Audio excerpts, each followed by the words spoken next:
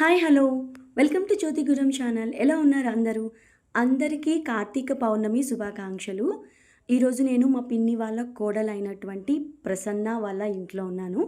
ఈరోజు మా ప్రసన్న కార్తీక పౌర్ణమి సందర్భంగా సత్యనారాయణ స్వామి వ్రతం నడుచుకుంటుంది. అందుకోసమే వీళ్ళ ఇంటికి నేను వచ్చేసాను. కానీ నేను వచ్చేసరికి సత్యనారాయణ స్వామి వ్రతం అయితే చేసేసుకుంది, కంప్లీట్ అయిపోయింది.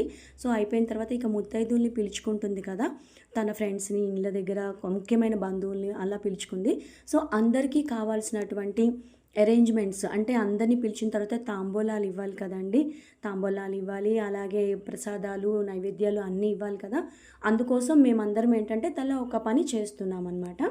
నేనైతే ముందుగా అన్ని తాంబూలాలు, తమలపాకులు, ఆకులు, ఒక్క అండ్ పండు, పువ్వు ఇవన్నీ పెట్టి రెడీ చేసి పెట్టేశాను అనమాట. ఆ తర్వాత వచ్చేసి తను నైవేద్యాలు కూడా చాలా చేసిందండి. పొంగల్ చేసింది. సత్యనారాయణ స్వామికి ఇక గోధుమ రవ్వ ప్రసాదం ముఖ్యం కాబట్టి అది రెడీ చేసేసింది.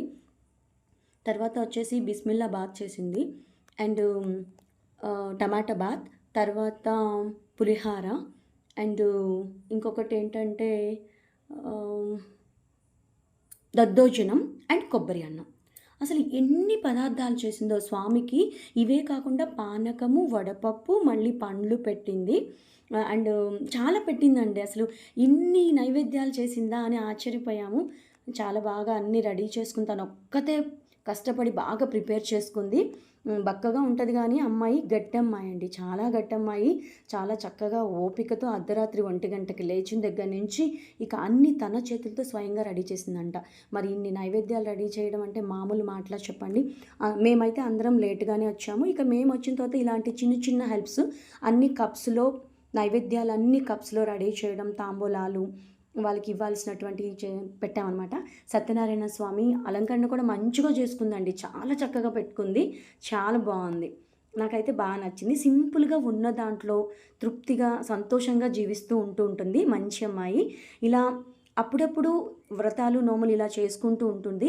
ఇలా చేసుకున్నప్పుడు అందరినీ పిలవకపోయినా ముఖ్యమైన మన అనుకునే వాళ్ళని మాత్రం పిలుచుకుంటూ ఉంటుంది. సో ఈ విధంగా పిలిచింది. మేము కూడా అమ్మాయికి బొట్టు పెట్టి పసుపు, కుంకుమ, చీర నేను పెట్టాను.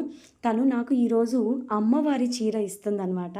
యాక్చువల్లీ శ్రీశైలంలో అమ్మవారికి కట్టిన చీర తనకి దాని దగ్గరకు వచ్చింది.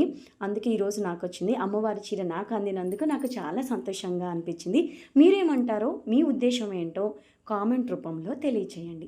Thank you so much. Bye. All the best అండి.